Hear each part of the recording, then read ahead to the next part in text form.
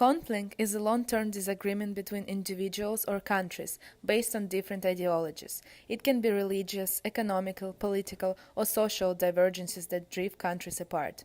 Conflicts happen all the time in the world, but they can be big or small, short or long-term. As an example of big and long-term one, we can say World War II, because not only did it involve countries from all over the world, but also affected the whole world. In this documentary, though, we're going to talk about a conflict that is considered small but long-term one, and it lasted much longer than the World War II. It happened only inside Colombia, affected the countries nearby, and wasn't globally known. However, when you look deep into it, you see how expansive it was. We want to talk about Farc. The Farc is the oldest and most important guerrilla group in the Western Hemisphere. They have financed their political and military battle against the Colombian government for 50 years through kidnapping, extortion, and participating in the drug trade on various levels. So, where did it all begin? In 1964, Colombia Communist Party member Manuel Marulanda worked with Jacobo Arenas to form the Revolutionary Armed Forces of Colombia, or in Spanish, Las Fuerzas Armadas Revolucionarias de Colombia, the FARC. One of such members, Manuel Marulanda, led a group to settle in Marquetalia, Tolima, with the goal of creating a society in which the needs and concerns of the rural population would be addressed. On May 27, 1964, the Colombian military attacked Marquetalia and other surrounding communities. Marulanda's 48 guerrilla fighters fought back. Following the attack, on July 20, 1964, the guerrillas from Marquetalia met with other communities in what they called the First Guerrilla Conference. During this conference, in which some 350 guerrillas participated, they formally declared themselves a guerrilla group, taking on the name the Sovereign Tolima Bloc. It was created for land reform, better conditions for those in the countryside, and protection of the communities of followers in the countryside from the Colombian government. Primarily a defense group, the Sovereign Tolima Bloc met again in May 1966 for its second guerrilla conference, and renamed itself the Revolutionary Armed Forces of Colombia, the FARC. In addition to the FARC's name change, the second conference also marked a shift in strategy for the group. Instead of just defending the rural population from government attacks, the FARC started providing educational and medical services to loyal communities, training militants for combat, and carrying out attacks. In 1972, Marulanda established training camps for the guerrillas. In the FARC's early years, in order to pay for the camps and social service provision, the FARC kidnapped for ransom, primarily targeting politicians and elites. In the mid-1970s, the guerrillas changed their bylaws and began collecting taxes from numerous marijuana growers in the south of the country. They later expanded that mandate to include coca leaf plantations. During the same period, the FARC began kidnapping and extortion of large and small businesses. In the early 1980s, the FARC began taxing cocaine laboratories that operated in their areas of influence. The new revenue streams meant better equipment and more troops, but they came with a very high cost. Large cocaine traffickers began balking at the taxes. They also bought land and began to exert influence on local politics. In retaliation for the FARC's continued violence, wealthy landowners, the primary targets of the FARC's kidnappings, formed militant groups such as Deaf to Kidnappers and the United Self-Defense Forces of Colombia. These groups aligned with the Colombian military in the 1980s to rid the country of guerrilla presence. Paramilitary groups killed innocent civilians, but reported them to be FARC guerrillas or FARC supporters in order to appear as if they were effectively mitigating FARC influence in the country. Paramilitaries used these tactics from the 1980s through the 2000s. Let's really quick talk about FARC financial support.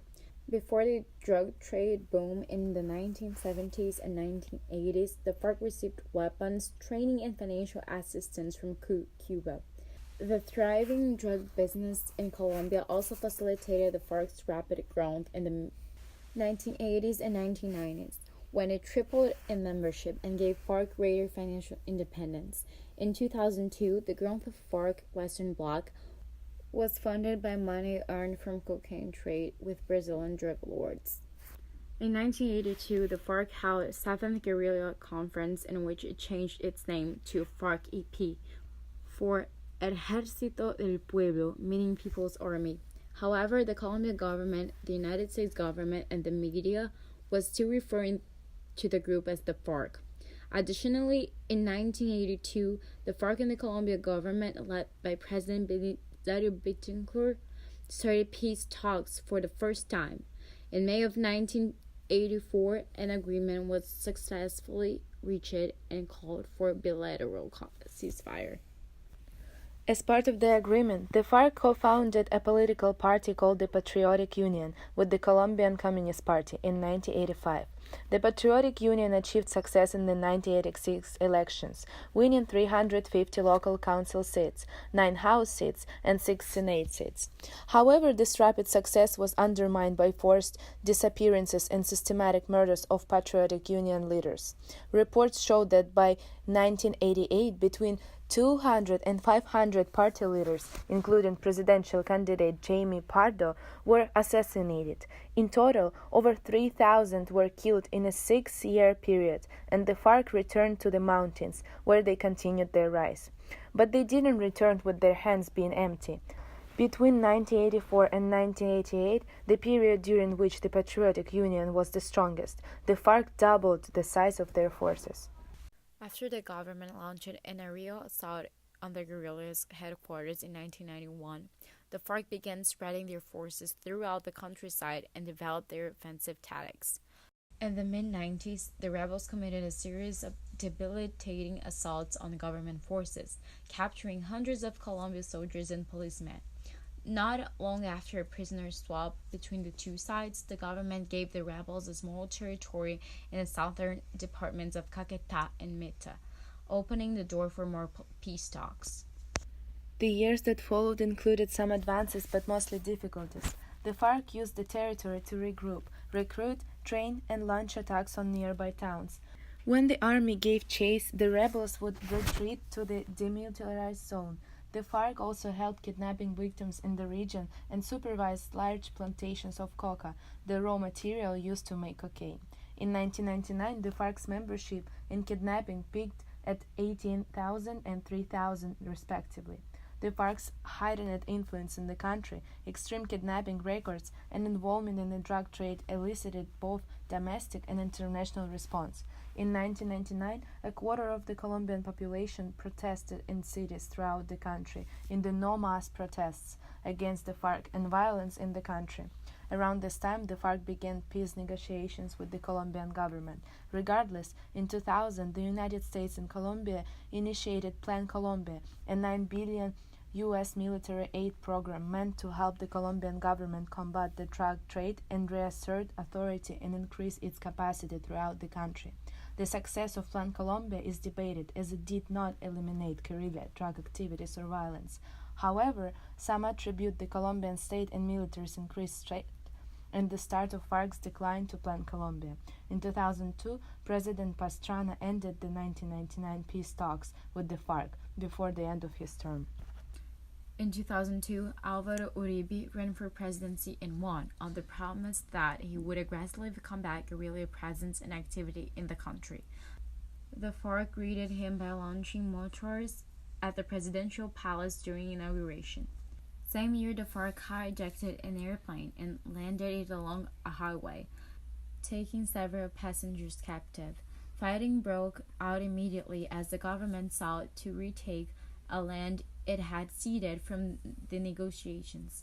During 2002 election season, the FARC kidnapped presidential candidate from the Green Party Nhd Bittencourt and her campaign manager, Clara Rojas, increasing political motivation to combat the FARC. In February 2003, an airplane carrying 4 U.S. government contractors and a Colombian pilot who were doing surveillance over the FARC-controlled region in the south crashed. 3 of the contractors were taken captive.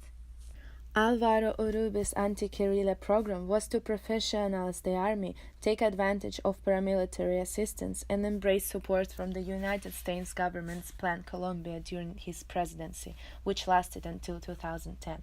Uribe's crackdown on the Farc was well received by the Colombian public, and it led to a decrease in violence within the country and a dramatic decrease in the number of Farc members. Not only did the Farc become weaker in 2002, but also the Farc-founded Patriotic Union lost its legal status and could no longer participate politically for lack of members and support. Following Uribe's tenure, President Santos, elected in 2012, restarted the peace process with the Farc. The talks have been disrupted many times due to the Farc's violation of ceasefire agreements. For example, as part of the 2012 peace talks, the Farc publicly renounced kidnapping, but, nonetheless, continued to kidnap for ransom. The Farc's decision to continue kidnapping led the Colombian government to suspend the ceasefire in November 2014. In July 2015, the Farc once again declared unilateral ceasefire, and, in response, the Colombian government then agreed to cease airstrikes on Farc encampments. The negotiators announced a bilateral ceasefire deal in June 2016. A final agreement was reached between the two parties in August 2016. The Farc demobilized in select concentration zones across Colombia, after which many were reintegrated into society while those responsible for grave crimes serve reduced sentences outside of prisons. The points of the accord include tackling drug trafficking in criminal groups, the participation of the Farc in national politics, land reform, and victims' rights. Although the Farc have officially withdrawn from their strongholds, not all members complied with the agreement and have instead continued their criminal activities. That's how the era of Farc ended.